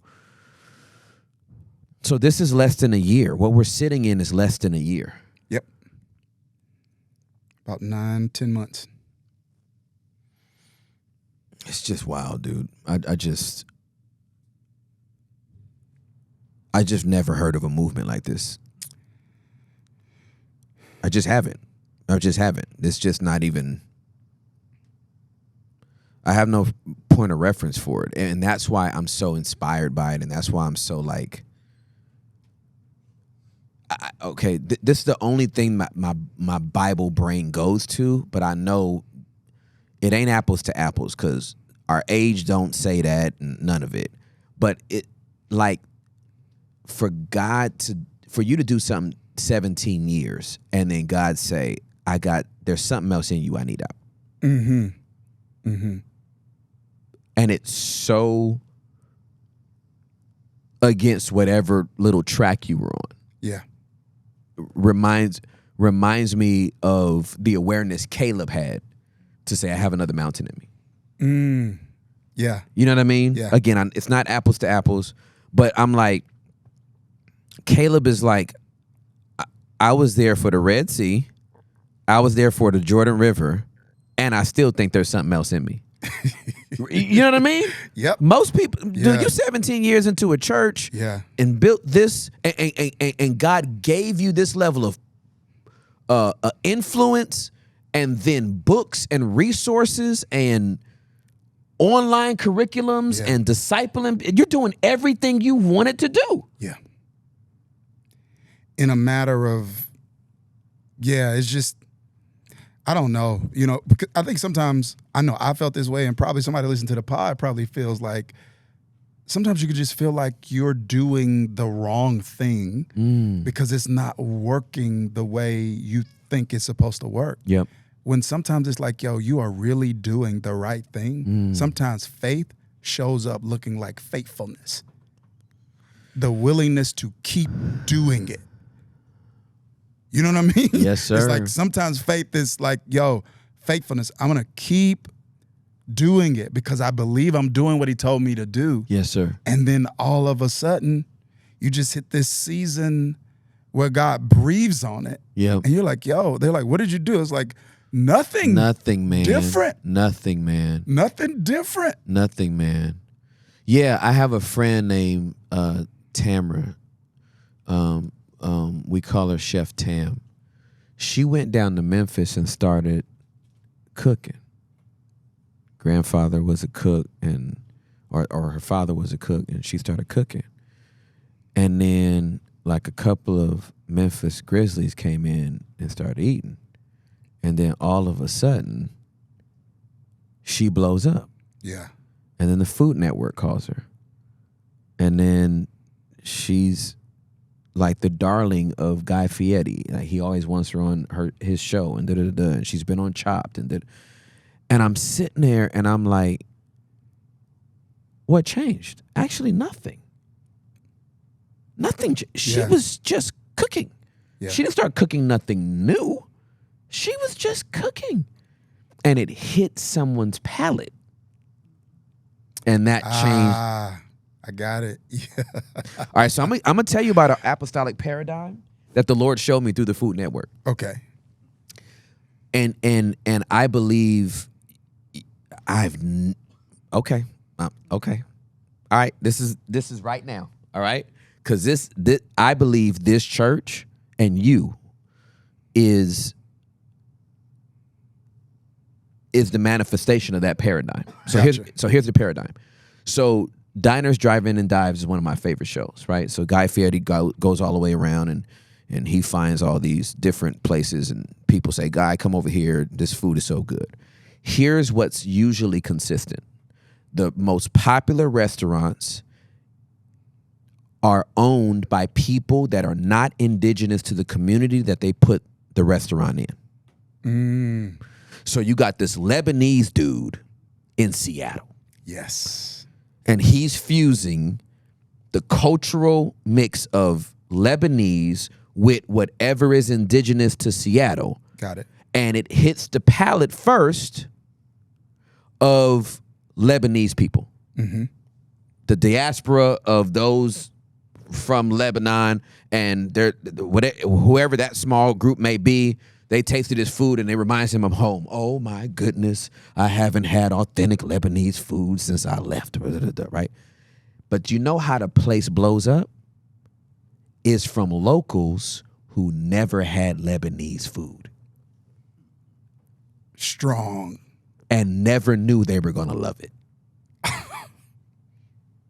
Their reaction is different from Sure. that, Right. the diaspora Lebanese, their reaction is, how come no one told me? Why did it take so long for me to taste this? They didn't even know their palate was made for food that far away. Sheesh. Okay? You look at the most popular diners, drive-in, and dives, that's usually the places that blow up. Yeah. It's somebody that's not local that comes in either from a different state or a different country, fuses the food, serves it up, and everybody's like, I needed this. So here comes Kill Michael, Mississippi, by way of New Jersey for 17 years, bringing something to the Atlanta metro that they didn't even know they would enjoy. We got great churches here. Tons. That's why it didn't make sense. You know what I'm saying? Yeah, absolutely. We Yeah. got great churches here, but their palate needed something that they couldn't put their finger on it. And that's the people that drive Got 50 it. minutes Yeah.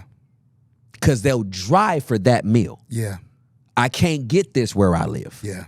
They don't serve that in my community. So I will drive 45 minutes for that. Because I got to have that. Sure. I must eat that. That's worth the drive. That's what Change Church is Strong. in Atlanta. Yeah. That's what Change Church is. It is the fusion of Mississippi, political science, religion, 17 years in New Jersey, faithful.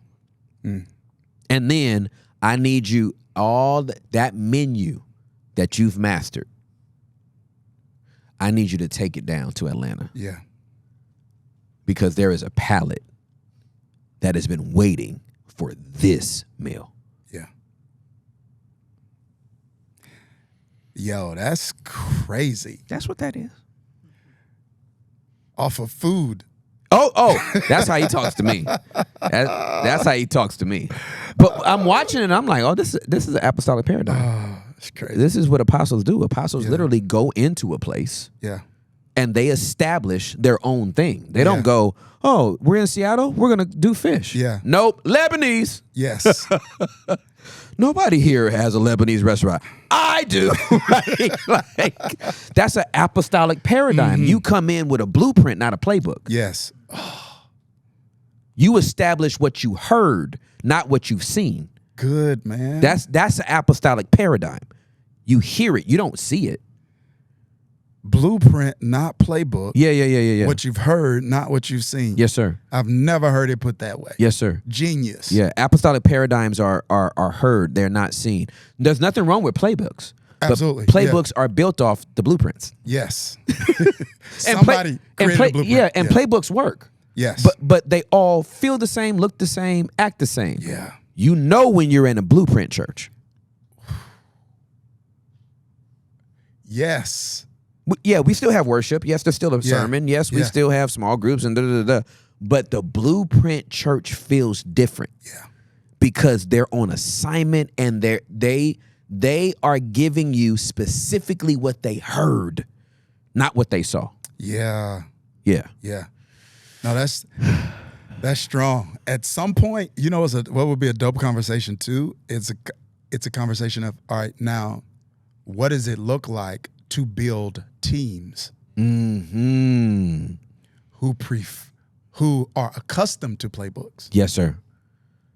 but now are part of something that's actually creating a blueprint? That's it. Oh, well, we're going to save it for our next one. Okay. Yeah. We won't even broach it here because this is another hour easy. Because Embassy City was a blueprint church Yes. in Dallas. Definitely. It was a blueprint church. Definitely. It did not fit the It paradigm did not. of churches that were in the DFW Metroplex. Yeah. Yeah, and acclimating people to blueprints are completely different. It's because most people that have served on teams at other churches were at playbook churches. 100%. Yeah. So they don't even know what to do with a blueprint Yeah. church. Yeah. So, all right. Confused by it, a lot of questions. Yeah, absolutely. Intrigued by it. Exactly. And sometimes offended by it. That's at the exactly same time. right. It's like, yo, the same thing that drew you to That's right. this house. That's exactly right. Is the same standard now. Right. Absolutely. That you're a little offended by. Yeah, absolutely. Yeah. You can't peek behind the curtain and go, there should be this, and this here. I can see why you would say that. Yeah. Because most playbook churches have that. Yeah. But in a blueprint church, it's completely different. Yeah. Moses heard a tabernacle. He didn't see one. That's right. Yeah. Noah heard a boat. He didn't see one. Yeah. So, of course, everybody's going to be like, why are you building that? Because God wants to be in here. Yeah. So, anyway. Okay. I know your day has been long, and I want to steward your time, and you've given us a lot, and we have to do it again. Man, listen, I enjoyed the conversation. To me, it's just we got mics. It's just like it's just mics. That's the same stuff we say on the phone. It's so true. Yeah. It's so true. We so many people have been blessed by not just your messages, but your books.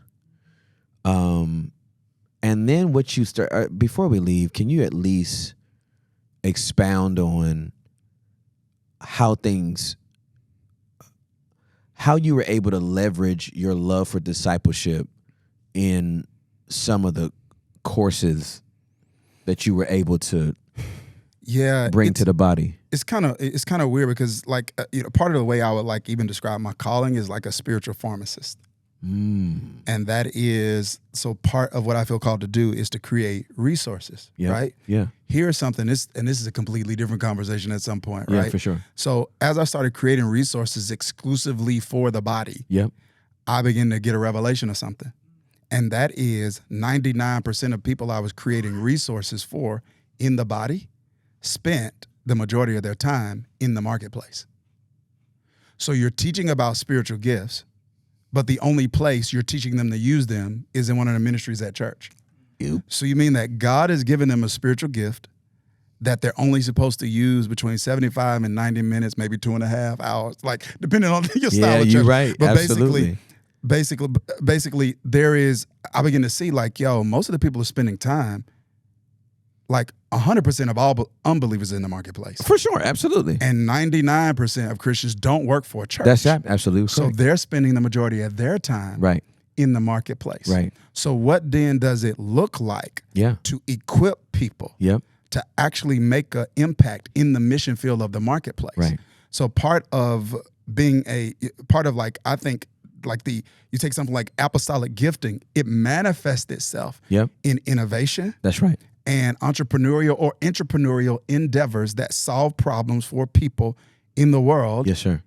And a lot of that happens through the marketplace. That's right. So this podcast is not possible without the marketplace. That's absolutely correct. Like we didn't pray these mics into existence. We did. Somebody innovated. They started a company. Yeah, that's right. You know what I mean? Yeah, that's right. And so for me, I got that epiphany actually during the pandemic. Yep.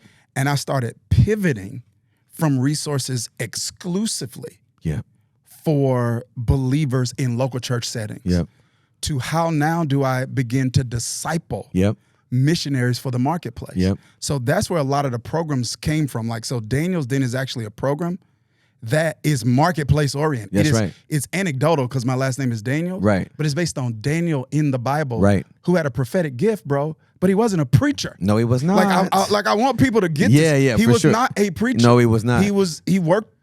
Like his mountain or his sector was the government. That's right. He worked for 3 kings. Yeah. Pagans. Yeah, absolutely. Right. None of them believers. Secular kings. Yeah. And so it was like, I started getting this revelation. It's like, yo, so what does it mean not just to develop their character, but what does it mean to develop some of their competencies? Because there were like trainings and things that I had on coaching and things of that nature that I was utilizing in the context of the local church and utilizing with people that I might have been discipling in some way. Right. And I'm like, how can I take these skills that I've learned, put programs together to actually train people and to raise them up and equip them. Watch this. Not just this is another podcast, to make a difference. It's our third one. But to make $1. Yes. Not just to make a difference. Yes. But to make $1. That's great. Yep. That's great. So that those that you love are not at the mercy of somebody else's generosity. That's exactly right. Or so that the causes that your heart beats for are not at the mercy of somebody else's generosity. Wow. So that when you know how to take, one time my coach was having a session with me. He said, I want you to write down all your gifts you feel like God's giving you. And I wrote them down. And he said, now how many of those are you monetizing? Wow. It's almost like that was blasphemy. Right, exactly. You know what I mean? Yeah, for sure. Blasphemy. You know what I mean? For sure. Yeah, until I started realizing, like, yo, a person outside the kingdom or a carnal Christian is asking, what do I want to do with my money? Mm-hmm. But a mature Christian or one who's doing it the king's way is asking, what do I want my money to do for me? Which are two different things. And I wanted my money to free me up to serve out of purpose and not out of need. Yes. So I can stand in the pulpit every Sunday and not have to worry about how the ebbs and flows of God's house affect what's going on in my house. I can do it from a pure place because it's like there's that my livelihood is not, and I'm not saying that there's something wrong with that. No, I'm just saying for me. Yep, me too. And for my assignment, me too. It was yes, sir. a little bit different. Yes, so sir. like a lot of my discipling now that I'm personally involved with is preparing missionaries for the marketplace. Yeah. Because that's where you're going to spend the majority of your time. Absolutely. And that's where all the unbelievers are. Listen, I have said this for years ad nauseum. I started saying it louder once I got to sit down and podcast. Yeah. That churches wind up hoarding spiritual gifts. Mm. And we've turned the house of God into spiritual hoarding. Yeah. You need to use your gift in the house, and we need you in the house. How many people gonna take photos? How many people can you get on your creative team? Really? If everybody was activated, right? If a pastor's wet dream is 100% volunteers, then everybody's going to serve once every 7 months, right? If you got 100% volunteers, everybody's going to serve once every 7 months. That's the rotation. If you're going to get everybody through there, right? No, there's only so many ministry positions, salaried positions. Yeah. Then there's only so many volunteer positions. Facts. The creative team, your production team, your worship, your musicians, your administrative gifts, your other teaching gifts in the house. After a while, it's like, well, look at that. We're at capacity. And it's still 92% of people that we preaching that they need to activate their gifts. Well, we better equip you for where you came from. Yeah. The marketplace. Yes. I want you to go make $4 million a year. Yes. You're a better tither. Yes. If I unlock you to go make $1 than for you to be my deacon. Yo, you know something else, Tim? And we're going too long? I don't know. Okay. Bro, we don't have no time. Okay, great. Are you kidding me? Like, whatever. This could go into your wife calls. Here's the thing. Like, I'm sure you've heard of some of this, like, kings and priests, like, terminology. Yeah, which I'm all for, whatever. Yeah, for sure. But here is what I've seen in my work with entrepreneurs and, well, knowledgepreneurs primarily in the marketplace, right? It is this. They want to make a contribution to the kingdom larger than writing checks.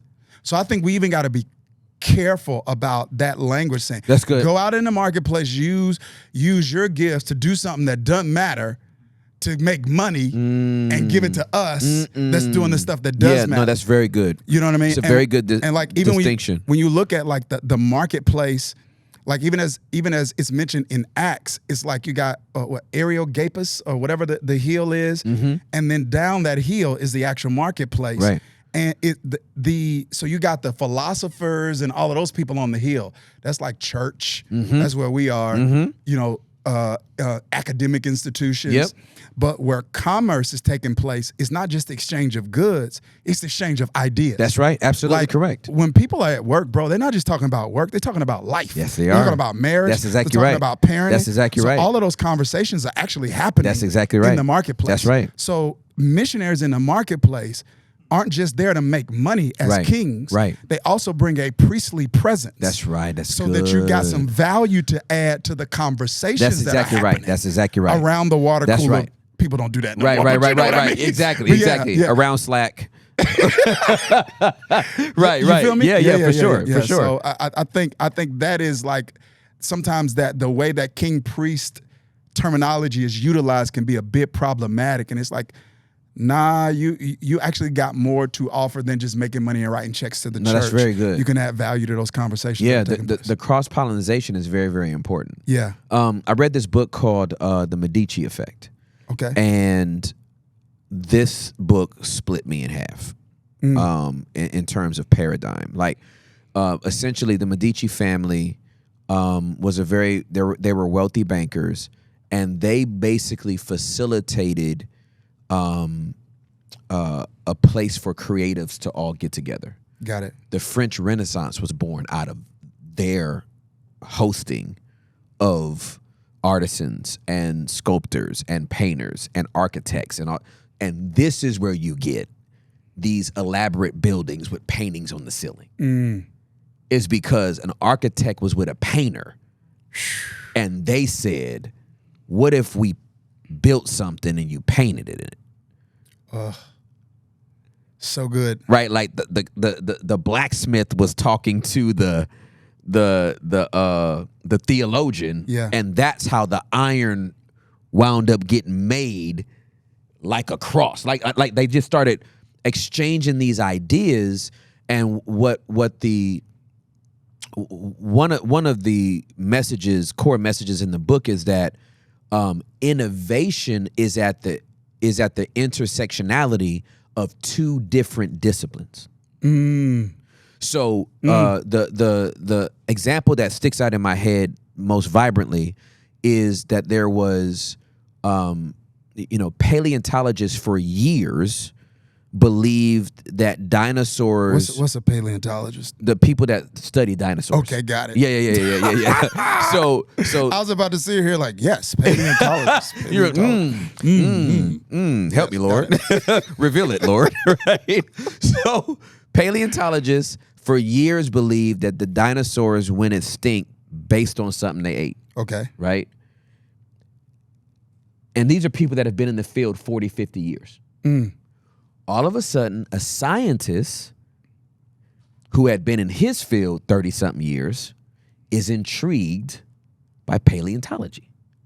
Okay. So he comes over with his science knowledge, and he's talking to the paleontologist, and how did the dinosaurs die? No, we think they ate something. And he was like, I think it was a comet. And they're like, what? He's like, yeah, we know that a comet hit the Earth at some point and put up such a cloud, nuclear cloud, that it blocked out the sun and killed a bunch of vegetation and life.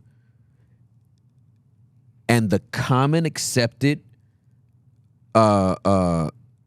idea of dinosaurs being extinct now is what the scientists said. Wow.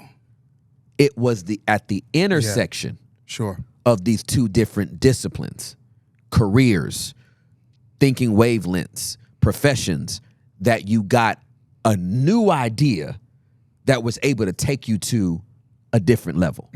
And so I even think this is why your impact, it has such a relevant, indelible mark on people, is because you were able to take the intersectionality of your degrees and bring it to people in a way, again, their palate hadn't tasted it yet. Wow.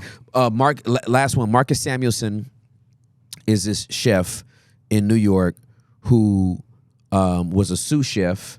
There was a restaurant out there called Aquavit. It was Michelin rated 1 star. Okay, the head chef dies, and the owner takes a chance on Marcus Samuelson, who was in his 20s at the time. Marcus Samuelson is Ethiopian born. Parents died of tuberculosis. and a couple from Sweden adopted both he and his sister. They're very, very wealthy. They literally take him around the world, and he grows up tasting all these different flavors, not only from his home country, but Sweden and China and all this kind of stuff. They make him the head chef. He starts making what should have been traditional Swedish cuisine, but infusing it with the Ethiopian flavors the time he spent in China. And it goes from a 1-star Michelin rating to 3. Wow. All because Strong. of the cross-pollination. Yeah. What you're doing is helping the marketplace. More than you even helping the people, you're helping the marketplace by equipping believers to go out and sit at the intersection where better ideas can form. Yes. Yeah. It's not happening in church on Sundays. Yeah. That's It's a not happening. sermon. Yeah. That's right. That's not Medici. It's- That's a sermon, right?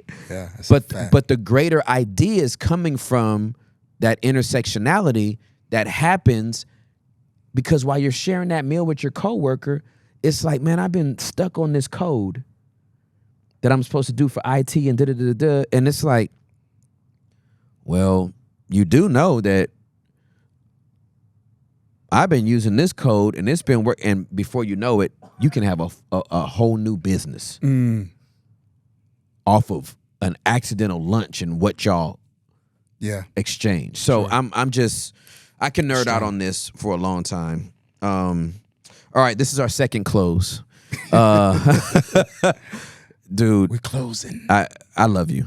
Love you back. This has been such a treat for me. And again, on less than a 24-hour notice, I really appreciate you saying yes. And what you've brought to this conversation is going to help our dwellers immensely. Well, man, listen, thank you for this has been my treat. And you gave some language that I think settles me a little bit emotionally, particularly the blueprint language, you know. And that's another conversation about I think everyone feels like, not everyone, but like people may think innovation is attractive.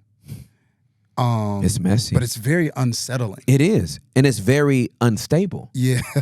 Because you're building it as you're going along. 100%. Yeah, absolutely. So like even this whole idea of even though, you know, I've heard people like there's some emotional growth I had to experience to actually execute this aspect of my assignment because of what comes with people's assumptions about what you're doing and why you're doing it. So now people say stuff to me like, you know, oh, these little slide things, you know, I know you out there doing that little stuff. You know, I'm a real pastor. I shepherd people, you know, like that kind of thing. Like if you aren't doing it exclusively. Yeah, that's right. Then you are not as committed. Yeah, playbook guys. Yeah. They have they all have the same type of language. Got it. Yeah, got it. They do. Yeah. They just do. And they're not bad people. Yeah. They just can't hear themselves. Like the lack of self-awareness to make that statement angers me. Because it's so dismissive. Oh, yeah. You're saying a thing without saying a thing. And the street in me is like, say it with your chest. Like, you know, I'm so sorry. I'm like, you can't be loking up on pastors. But I'll be like, what you mean? What you trying to say? But yeah, it's just the language of people that don't have the same assignment. Yeah. They just don't have the same assignment. Facts. Yeah. Man, I love you, bro. Thank you. Back, man. We'll have all of Dharius's links in the church. If you're in Atlanta Metro, change church. What are you waiting for? There's something new that needs to hit your palate. You should come through. There's a chef. There's a chef in town. But we also want to link to the Daniels Den and all. We'll just have all the links for all the stuff. If you're in the marketplace and you're looking to grow and be developed and be discipled and know how to navigate those waters, you need these resources that Dharius has. And man, I I love y'all. I love you. Love you back, bro. And until next time, deuces. Yeah, so press B with me, and let's let whatever gon' be just be. Yeah, so press B with me, and let's let whatever gon' be just be.